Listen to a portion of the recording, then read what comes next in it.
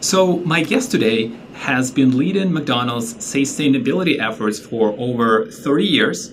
He was the first VP appointed to lead sustainability by McDonald's in 2006. He's a TED speaker and had an amazing talk, How to Defeat Your Toughest Critics, and recently wrote a book, The Battle to Do Good, which takes you behind the scenes of McDonald's sustainability, how they did recycling and repackaging. His name is Bob Langert. Bob, thank you so much for joining me here today. I look forward to our conversation. Thank you. So you recently spoke on Twitter. You mentioned if I would start my career now, I would focus on influencing others. So obviously you spent so much time at McDonald's leading the efforts and being in a leadership role. How could someone start on that path to influence others? Yeah, that could be my next book I write because when I spent 30 years trying to change things in McDonald's and work on all these issues that I wrestled with the McDonald's system and our suppliers and the critics of suppliers, I found that in order to implement change, you have to have a high degree of influence. And as I reflect upon it in my whole career, I go, what's the essence of having influence? I mean, it's a big art and there's many, many ingredients to it. But I think it starts with this idea of the biggest umbrella is that you have to develop trust and confidence in your relationships that you have. So I always thought the more mature I got and as I got older, I go, to make change, you don't make change and then run to somebody and say, hey, let's change something out of the blue. It just works tremendous dividends to already know people, that they trust you, they know your motivations. So developing relationships, developing trust, and there's all types of ways to develop trust. But to me, that's the key. And many people, I think they view their jobs as more functional, and they go to people when they need them.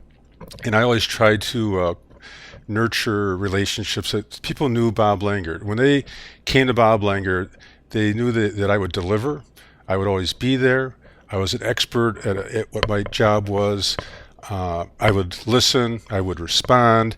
I would be honest. I mean, these are some of the ingredients that go into developing trust. So that when I ask for a big thing a year from now, they don't question who I am and what my motivations are. They're ready to work with me. So you're being proactive. You reach out to people, you help them, you deliver certain value without expecting something to, you don't expect immediate gratification or immediate something back. Exactly. And that's what I meant by kind of transactional relationships. I don't think they work that well. I run into people, I'm very big on networking and getting to know people. I mean, that's how you develop relationships. But a lot of people look at networking as a check the box exercise. Oh, I'm going to meet all these people so that when I need help, I can go to them. Well, no, I don't think exactly as you said it. You shouldn't look for any immediate return. It's just the idea that you're going to develop a relationship, and you can dig into that. It's like developing a trust bank. You put things into it, and some of them you don't do it for selfish reasons, but at the end of the day, it's amazing how you could build up the trust bank and use it when you do need to work with somebody. And by the way, that applies to both internal to the company and to the external critics. You need to get out there and listen to people that maybe don't think like you or think differently, and because for the outside world to believe you, I mean, normally they're not going to believe a corporate suit from McDonald's. So how do you develop trust from the people on the outside? So that's a little different type of question. Right. I know if somebody is starting out, building their relationships, what do? Do they start with something they really, really enjoy and ask questions like, oh, let me go and help these types of people in this industry, and then starting maybe their work environment and then maybe doing certain projects extra outside of that? Would that be something where they start? Yes, I would say, raise your hand, go through the extra effort. When you go to events, stay there longer, be the last one to leave.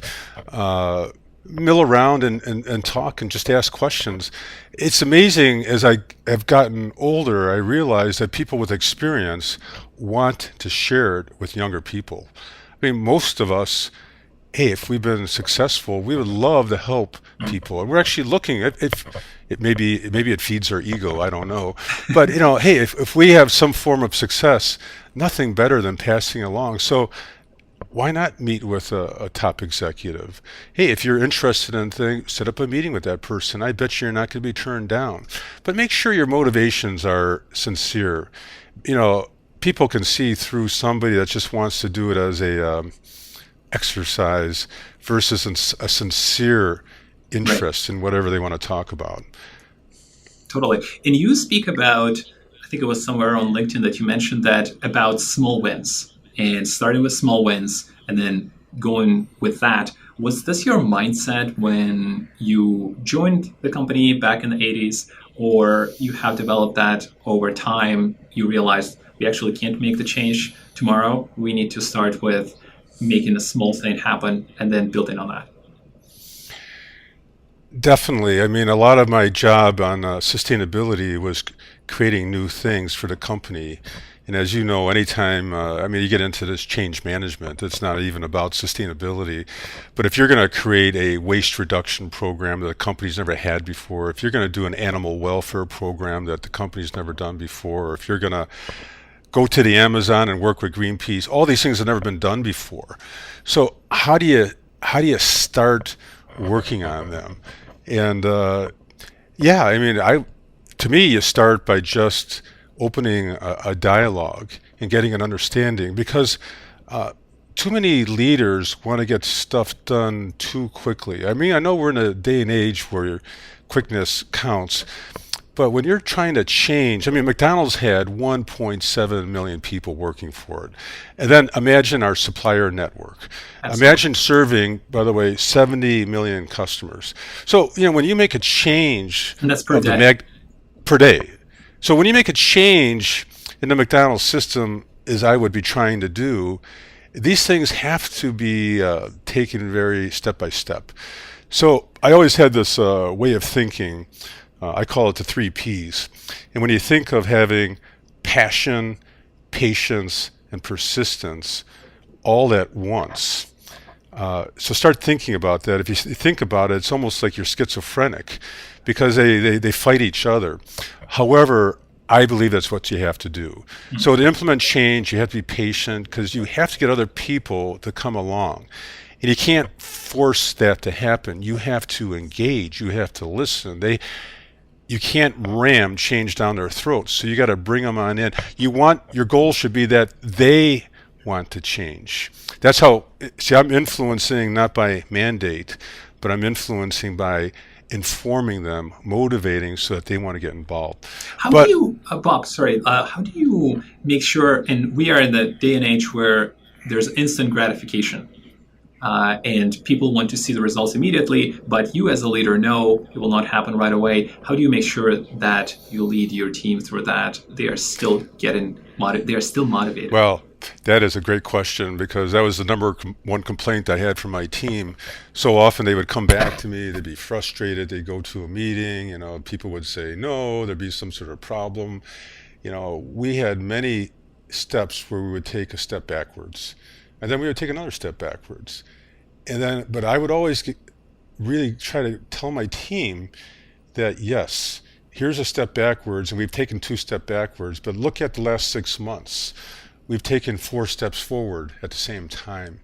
So this is a game of what I was involved, sort of like a game of inches and chess, where sometimes you sacrifice something to move forward.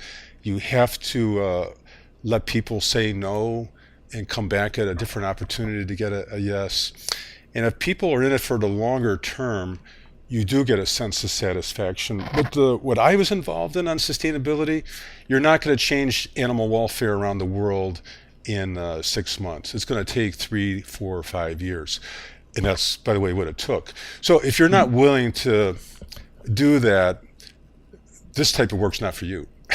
Yeah, certainly. And you said, you talked about like conflict is the opportunity, and the fact that persistence is something that you absolutely need to do, and especially with how you defeat your critics, and working with Greenpeace, working with other organizations that you have to face, that doesn't happen overnight. Yeah, you have to be persistent because, patience, if all you have is patience, you'll never get anything done. So, I always came into work every day with the big two or three things I want to move along. And sometimes it was just one thing. I was working on the idea of sustainable beef for a good year or two. I helped develop our nutrition policy way back then. Maybe that's a humorous note for you, but believe it or not, we took nutrition seriously. I created, animal welfare programs, and you just have to come into work because there are a lot of barriers. There are a lot of challenges, and by the way, they're natural barriers. I mean, businesses are busy, people are frenetic, everybody that you're working with is maxed out. I mean, today more than ever, people are busy. So, why, if I'm going to come to them with a proposal to work on animal welfare, it's going to make their life, busier. Yeah.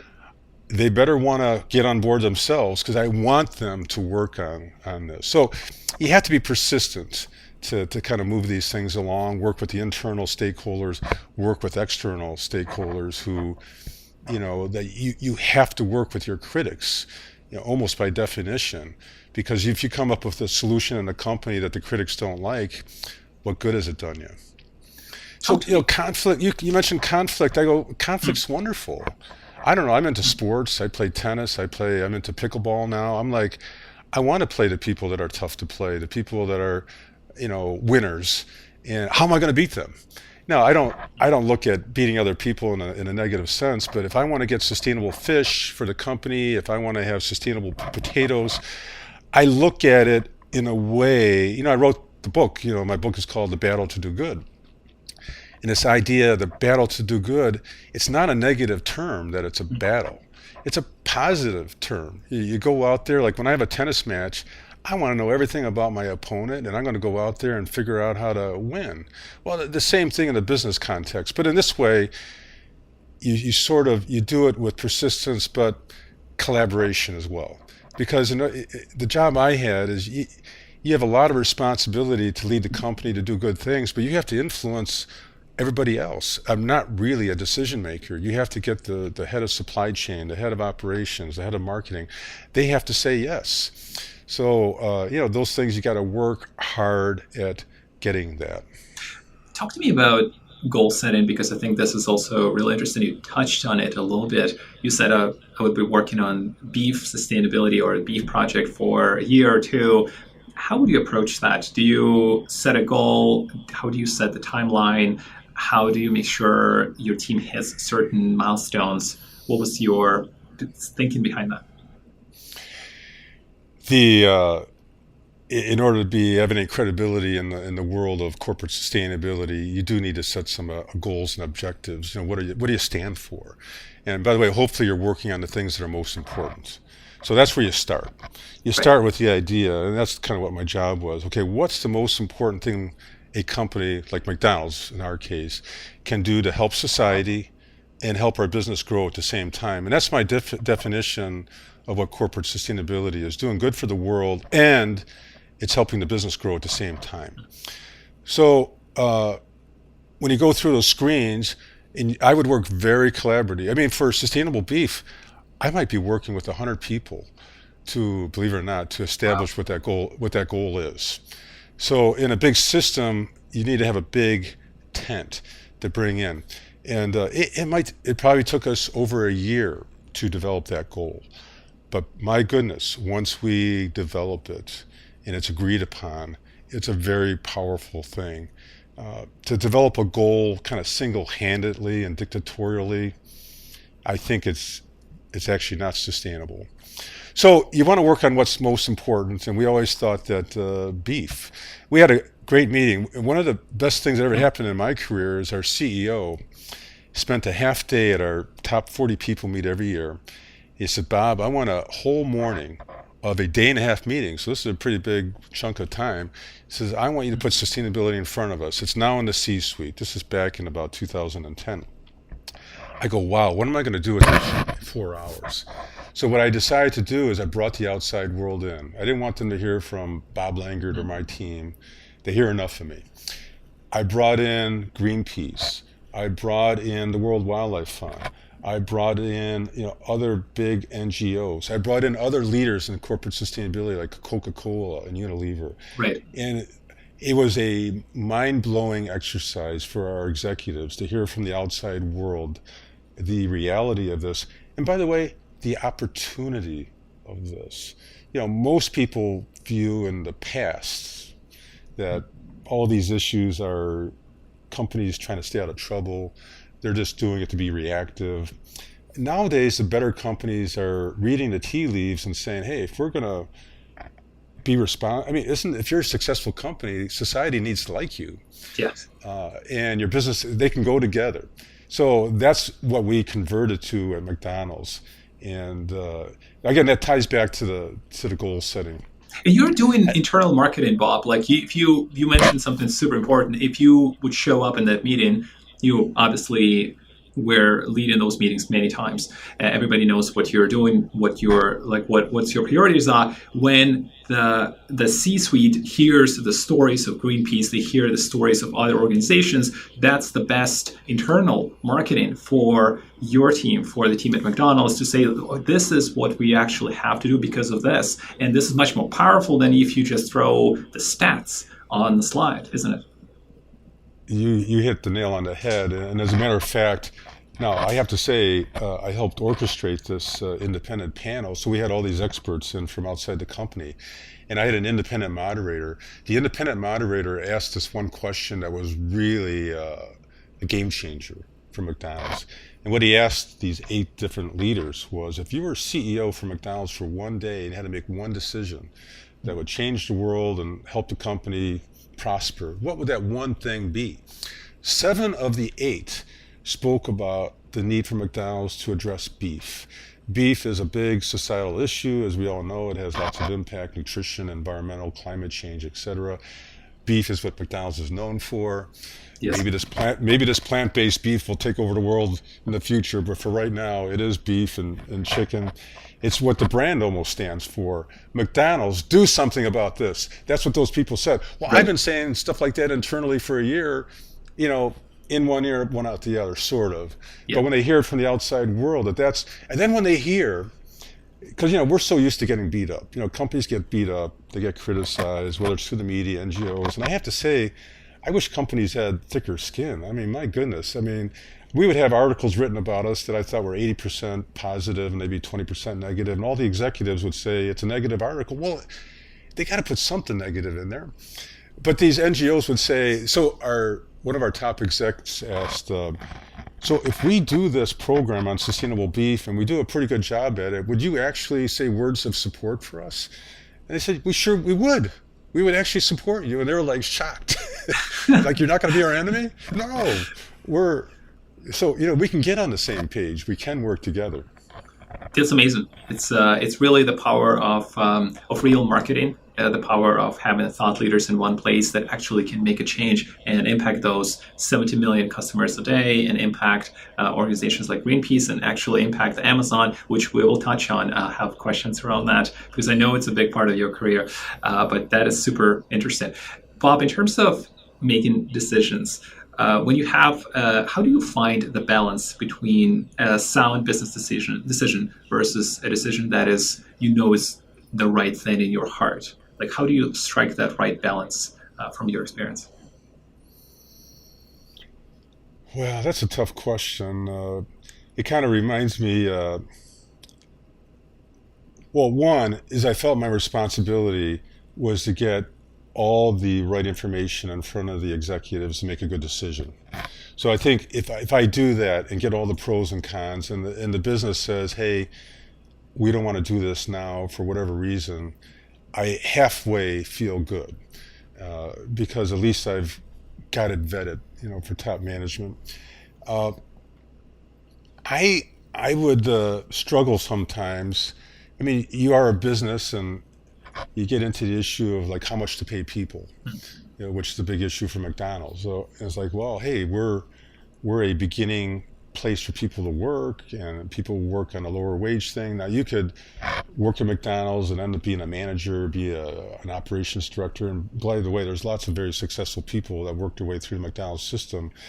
But what should we be paying people? These are issues that are very tough and complex, and doing the right thing across the board is complex. The whole issue, I'll take cage-free eggs, for example. Everybody thinks cage-free eggs are wonderful.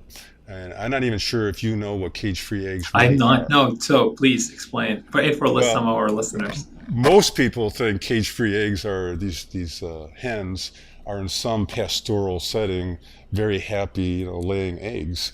And no, they're not. Cage-free eggs come from a big facility.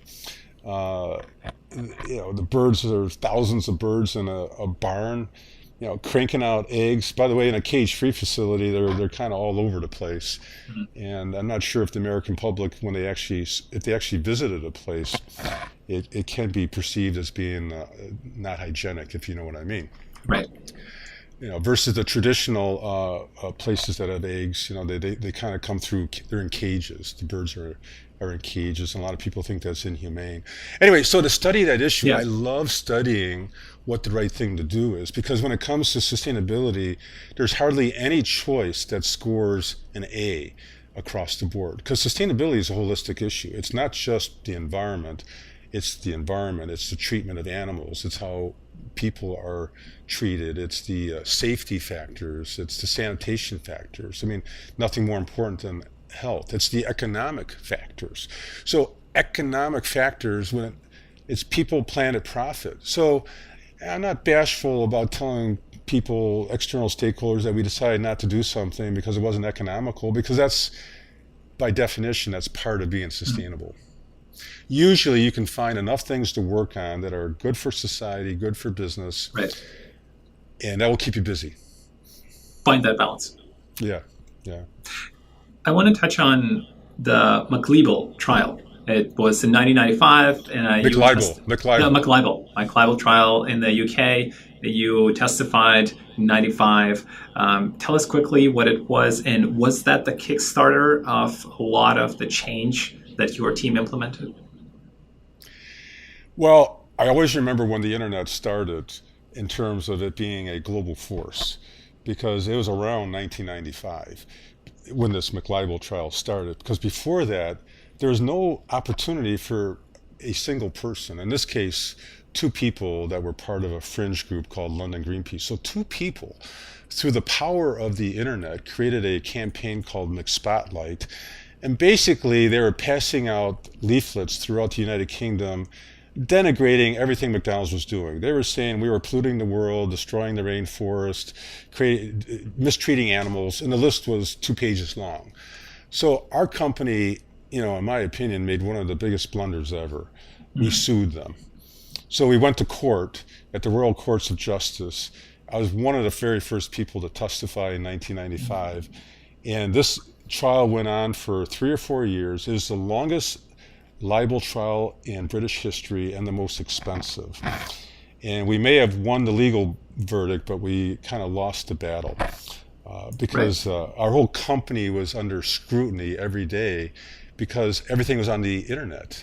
People were saying on trial, Coca-Cola is, a good healthy drink. Well, it's not it's something you can have, but it's not like it's healthy or anything like that. So, it's like if somebody were following you around for 3 years. Yeah. You're probably a flawed human being, as I am, and they would see all these flaws as they saw in our company. So, it really brought forth for us a lot of changes on animal welfare, because a lot of the scrutiny was on animal welfare, and this whole idea of being transparent and open. To me, that's been such a huge dynamic. To me, that's the biggest change that's forged a lot of corporate behavior since then, because you can't hide anything anymore. Everything's so visible. And by the way, companies today are still not used to this idea of being transparent and open. You see it every day when you read what's happening. Companies hunker down still. Totally. They deny, they push off. I'm like, why are you doing this? I mean, because all the research shows that you have to be open and transparent in everything you do. Now, it doesn't mean you have to be like 100% open. I mean, yeah, but it does attract what you don't want. So in terms of what I did, I had to do my job internally, externally, 100% open and honest. Because the last thing in the job I had, people had to, we started our discussion with the idea of having trust. Trust is, by the way, trust is sharing things that are good and bad. And being a representative of the company, are you going to believe me if I only tell you good things? No, you're not going to believe a word I say. But if I say, you know what, we can't sell salads. We're selling 6 a day in a restaurant. We're trying hard, but we can't sell them. By the way, that's a truthful statement. What's wrong with saying that and sharing that? Because we're struggling. We're trying to sell more healthy food, but people aren't buying it. But companies just want to lay low and not communicate this stuff. So that's why this whole sustainability movement, I believe, it's one of the biggest movements going on in companies today. But it's a little bit on the down low because companies in general don't talk a lot about it. I mean, most big companies have sustainability staffs and officers and goals and reports and so on. Well, let's touch on the recycling part because I know you did a lot on the recycling end, and I had recently heard this fascinating conversation. It was on Tim Ferriss' podcast. He was interviewing Tony Fadell. He created iPod and created Nest, the famous thermostat, and he started looking at recycling process. So what he said was that you can't actually recycle the plastic more than once or twice, and all the recycling is either burned or it's either buried, and so it's a huge problem. I was curious to hear your opinion or your thoughts on that, or if you had a chance to dig into the actual details of the specific recycling. of plastic recycling in particular. Plastic recycling. Well, I don't think I'm up to date in general on plastic recycling, but it's part of my history to deal with that. And yeah, it has a limited life, and it is interesting. I went through a whole anti-plastics cycle back in around 1990, and today it seems like it's resurrected itself. So to me, it's like deja vu all over again. What I can say is this. At a macro level, it's very disappointing to see the lack of progress on recycling. Recycling came of age in the late 80s, early 90s, and all the curbside recycling programs happened at that time. And that's when I started all my work, and it was very exciting. And within 3 to 5 years, around 1990-ish, 1/3 of the country was, recycling, and the recycling rates were reaching around maybe 25-30% for different types of items, paper-based, even plastic-based. But I would say that's been stagnant for ever since. So it's been very disappointing that there haven't been solutions for it and innovators in this space. And I think I lay most of the blame on the fact that getting rid of trash is still so cheap. I mean, McDonald's first got in trouble back in 1990 for having too much trash, and there was a big campaign that the world and the United States was going to run out of landfill space. Now, maybe it's hard for you to believe this, but that's what was going on at that time. Believe me, headlines, news stories, we're running out of landfills. Well, it ended up not being the case, and there's plenty of landfill space, and people are paying almost as much today to get rid of trash as they were 30 years ago. So there's not that's got to change for some of these things, because as soon as it gets too expensive to get rid of stuff, you're going to see lots of solutions for plastics and there's not enough pull to find a solution. Yeah, landfilling and getting rid of garbage is still too economical, unfortunately. I want to speak a little bit on a personal end of things for you, with you, Bob. Are there any skills that you are personally focused on developing right now? You did mention tennis. Anything that you are working on professionally or personally?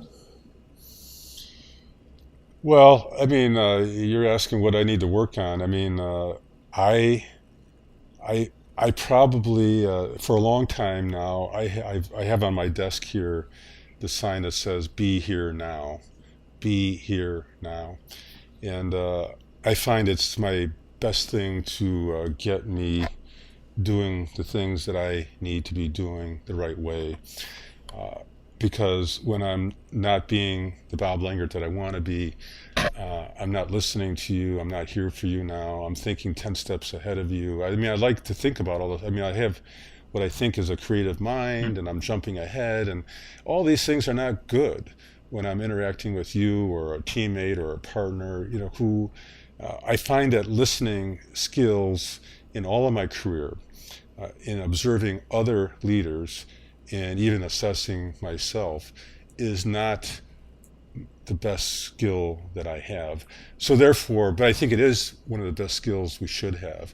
Listening and combined with empathy, having the empathy to understand at a deeper level what this means.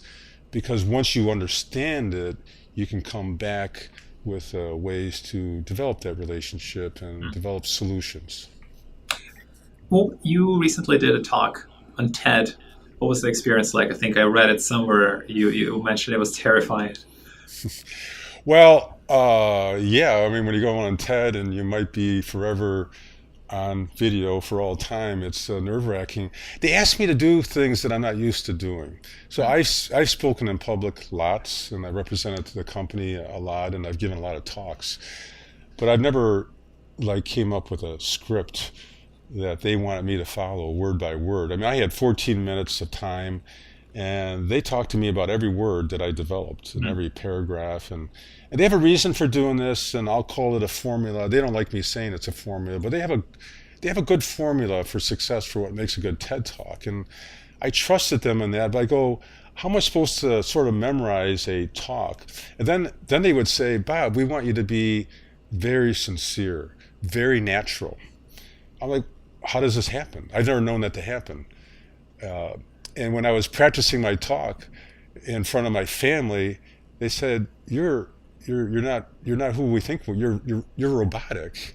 You're not delivering it like the way that we know you, who you are."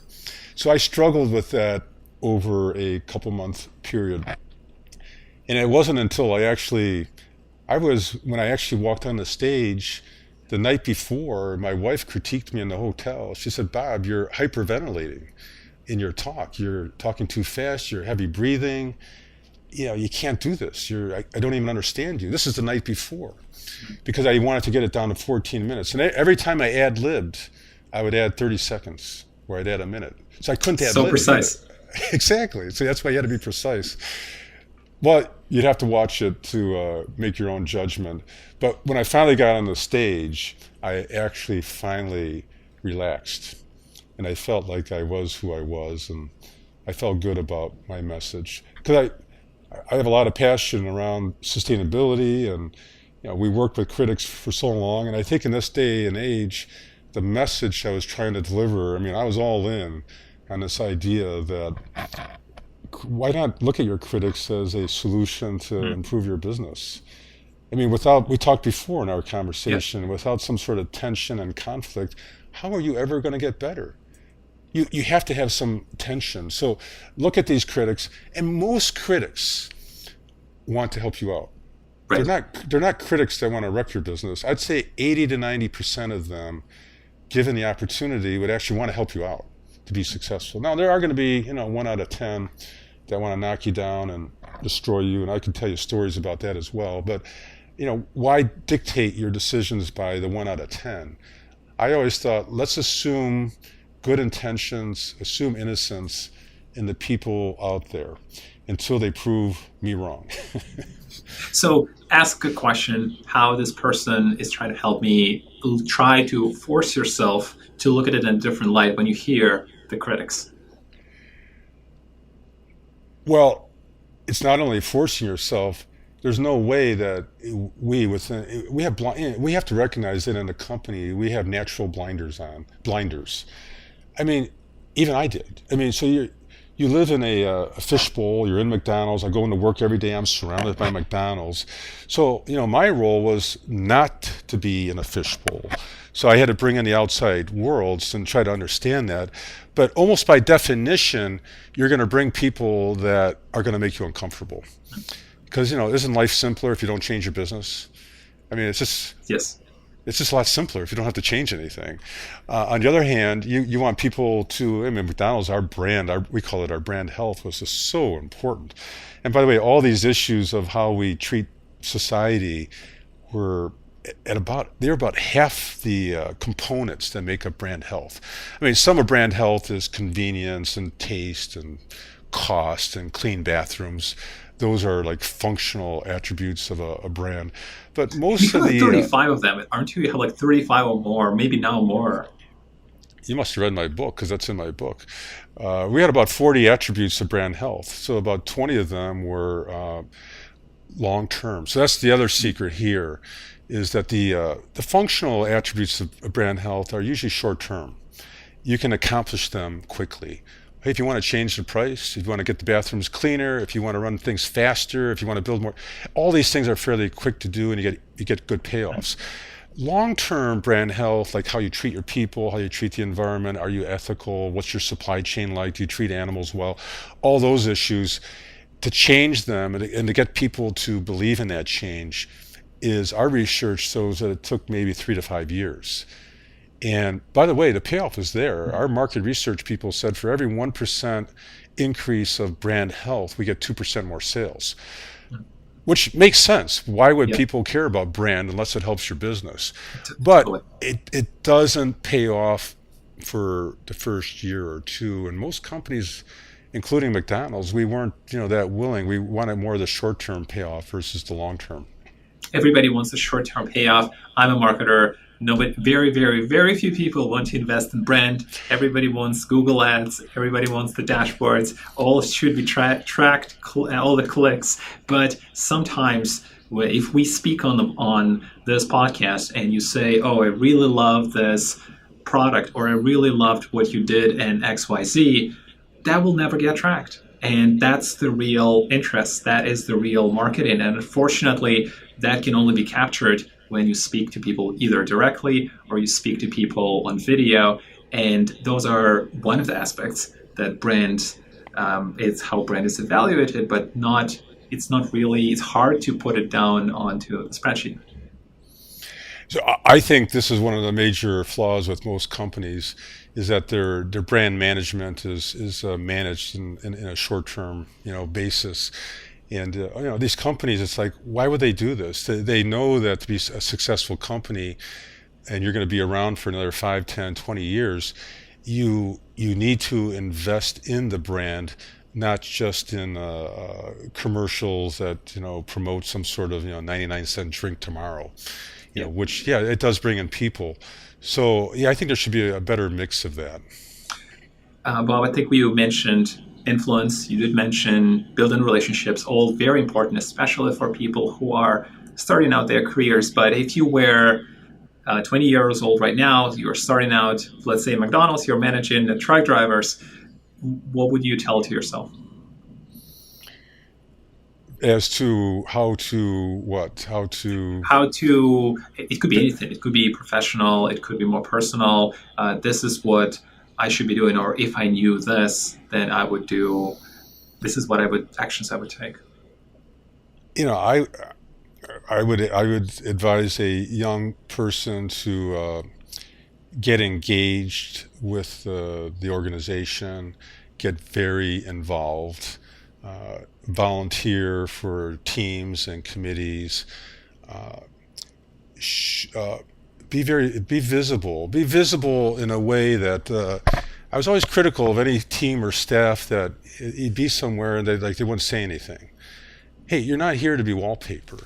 You're here to, I want something from you all the time. Be willing to fail. Yes, even if it's, I don't know, people would feel bad if their idea is put down, but it's better to present some sort of thought. So even if you're 20 years old in a meeting, raise your hand and give your thought. Because a lot of times, okay, people may not agree. Don't be afraid that people will not like your idea. Because who knows if they will or not. They'll admire you for doing that. There's a lot of strong people in business. And what I learned is that too many people play it safe. They're not risk takers. Executives, they get to where they're at because they're strong, they're confident, they have an opinion. And so when they run a meeting, that's just the way they are. Now, one of the biggest problems we had at McDonald's, the worst question that we had on our commitment survey of people was this question: can I speak openly and honestly to the top management team? And only 50% of the people, 50, felt they could speak openly and honestly. And we compared ourselves to 20 other big Fortune 500 companies. They had the same scores, by the way. So it wasn't just a McDonald's issue. And can you imagine going to work and you do not speak, like you don't give all of yourself? I always did. And I always go, why don't people do that? So that would be my advice, starting early on, get involved, say stuff, give your opinion, and as you learn more, you're going to be able to have even better opinions. I mean, I would hear often younger people say, well, I give an opinion, nobody listens to me. And why do they listen to you? You say the same thing as I say. Well, I understand all that, but you got to practice. Yep. And, so get involved, present your point of view, ask good questions. That's the other thing that I think is really cool, is one way to present a point of view, sort of, is to ask a question. This way, you're not being confrontational. Why is it that we do this way? You get to the outcome you want to get to. So you can kind of challenge something very quietly by just asking a question. That's a trick I learned kind of from somebody that I liked a lot early in my career. So in a lot of meetings, that's what I would do. If I didn't like something, usually I wouldn't say I didn't like it. Because people don't like you disagreeing in a meeting. It's probably not the best thing to do to win friends. But you could ask a question. Let me explain that more. I don't understand, that type of thing. Yeah. Bob, are there any books that you gifted the most, or that you kept coming back to over the last couple of years that jump out? I liked the books that jump out to me. I'm somewhat of a student of history, so I love reading. So it's not one book, but it would be a genre. It would be the genre of reading about the best leaders that have been around. And when I read the Last Lion about Winston Churchill and how he conducted himself during the war, how I read about FDR during World War II, and I read about Abraham Lincoln during the Civil War. I mean, read the guy that wrote Hamilton. His name is escaping me. He wrote the book about George Washington. When I finished reading his book on George Washington, I thought the subtitle should have been The Art of Being a Great Leader. So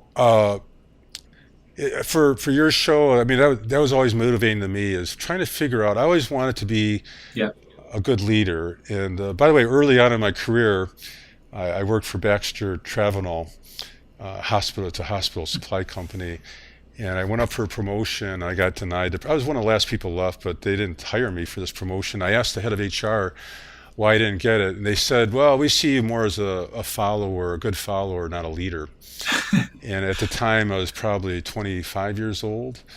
And it really stuck with me. I mean, I think about it almost still every day. I shared it with you just now because it's very motivating for me to figure, okay, if they didn't see me as a good leader, how can I become a good leader? And I think that's what I enjoyed reading about. My go-to would be to be reading one of my favorite historians is David McCullough. Do you know David McCullough? You wrote John Adams. I love history. Haven't had a chance to read him. So he's great. And so, for instance, he wrote the book The Wright Brothers about the guys that invented the airplane. I mean, this book was a page turner about these two guys. You know, they were kind of quirky and kind of quacky, and it's so motivating, though. I mean, do you realize that their plane designs, they probably destroyed them 20,000 times in all their trials. 100%. And you know what they would do? They would get up the next morning as happy as could be, going at it again. It totally reminds me of Edison. Edison, he was doing a 9,500 experiment, and he created a mini explosion. And his assistant said, "Why are we wasting our time? We have another failure." And Edison had a great response. He said, "This is not a failure. This is another way why it didn't work, but we could be useful for something else." Well, there you go. For instance, reading about FDR and Winston Churchill during World War II. Now, a lot of people in business. So when I read about them, I go, you know what? FDR always had his 1 hour or 1.5 hour, his little cocktail thing, like around 6 o'clock. He would go with some friends and they'd have some drinks and just kind of talk about stuff. He was relaxing. Winston Churchill would disappear on some trips and just relax somewhere. I go, if these people running a world war can find time to relax. And I remember reading in the book that they were able to step back. So I think that's an important part.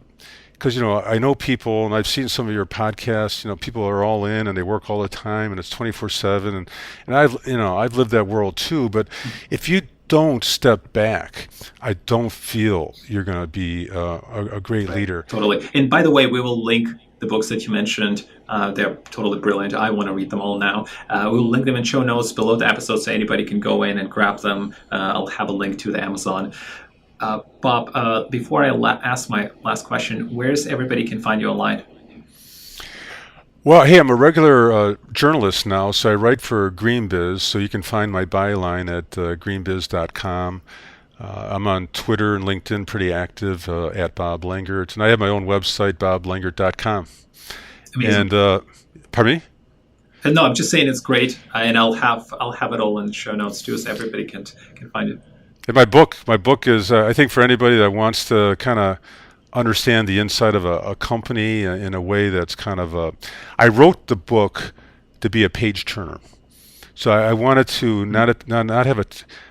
In all my reading, I've never really read much within the corporate sector about what real life is like inside a company.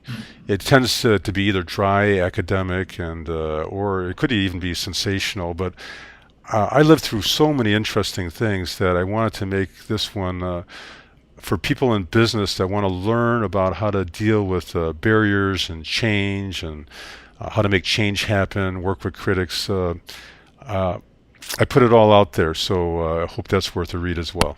Yeah, and by the way, everybody who is listening to the show, go check out the book that Bob wrote, The Battle to Do Good. It's amazing. It's really, really interesting how McDonald's operates behind the scenes. We'll have a link to that as well. I found it to be really fascinating.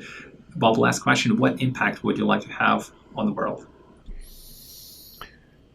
Well, I've always wanted to make the world a better place. So at this stage in my life, and I feel pretty good that I've been able to do that. So right now, my main mission is to really help the world a better place. I'm really trying to spend more time with younger people and try to be more of a mentor and try to help people maybe learn things quicker than I did. Because I think to be a leader in today's world, it's coming on strong, and people can make an impact at a younger age. So why not take advantage for people that have been around the block like I've been? That's amazing. No, totally. It's great, and there's so many opportunities to learn now. But the best way to learn is from people like you who've been through that and who made these big changes. But it was a great interview. Yeah, it's been a great interview, Bob. Thank you so much for coming. Really appreciate the insights. Oh, you're welcome. Great stories. It was great to have you. I appreciate you inviting me on your show. I love it.